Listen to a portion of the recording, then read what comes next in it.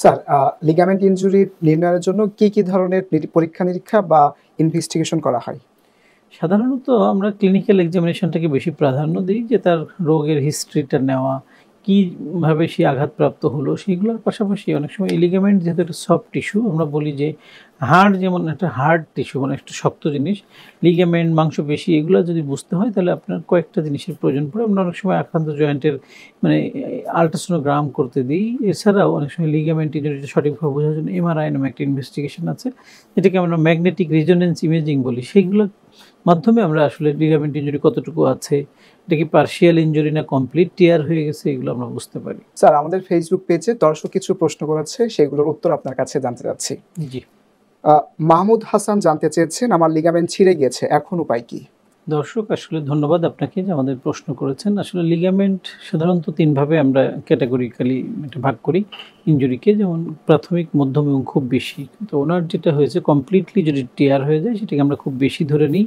সেক্ষেত্রে এই টিয়ার হয়ে যাওয়া লিগামেন্টটাকে আবার রিপেয়ার করতে হবে, সেক্ষেত্রে একটু সার্জারির প্রয়োজন পড়তে পারে।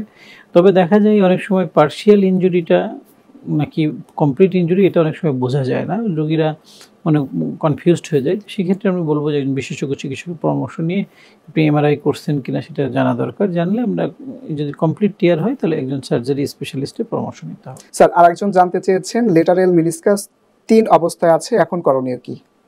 ধন্যবাদ। দর্শক, আসলে এই জয়েন্টের লিগামেন্ট ছাড়াও মিনিসকাস নামে এক ধরনের উপাদান আছে, যেটা আমাদের শক অ্যাবজর্ভারের মতো কাজ করে। যেমন একটা গাড়িতে স্প্রিং করে, এক ধরনের শক অ্যাবজর্ভার আছে যেটা আমাদের জার্কিং হলো, ঝাঁকি লাগলো, এগুলোকে প্রিভেন্ট করে। ঠিক তখন তেমনি হাঁটুর ভিতরে আমাদের এক ধরনের মিনিসকাস নামে এক ধরনের শক অ্যাবজর্ভার আছে, যেটা আমাদের আমরা যখন উপর থেকে জাম্প করলাম, আমরা নিচে বসলাম, শরীরের ওজনটা যে আমাদের হাঁটুর উপর পড়ে, এক্ষেত্রে জয়েন্টের স্টেবিলিটি দেয়, জয়েন্টের দুই হাড়ের মাঝখানে গ্যাপটা বজায় রাখতে সাহায্য করে।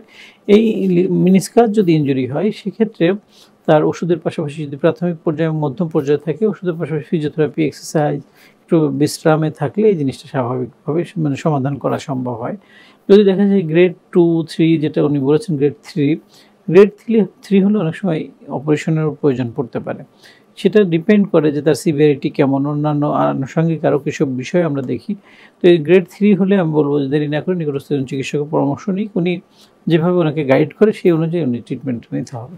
স্যার, বিরতির আগে আমরা জানছিলাম আংশিক ছেঁড়া এবং পুরোপুরি ছেঁড়া, এই দুটোর মধ্যে পার্থক্য কি স্যার?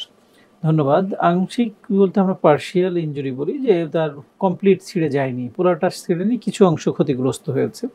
আর যখন কমপ্লিট টিয়ার হবে তখন পরিপূর্ণভাবে ছিঁড়ে যাবে, এবং লিগামেন্ট এইভাবে আছে পুরোপুরি একটার সাথে আরেকটা আলাদা হয়ে গেছে, তখন এটাকে আমরা কমপ্লিট টিয়ার বলি।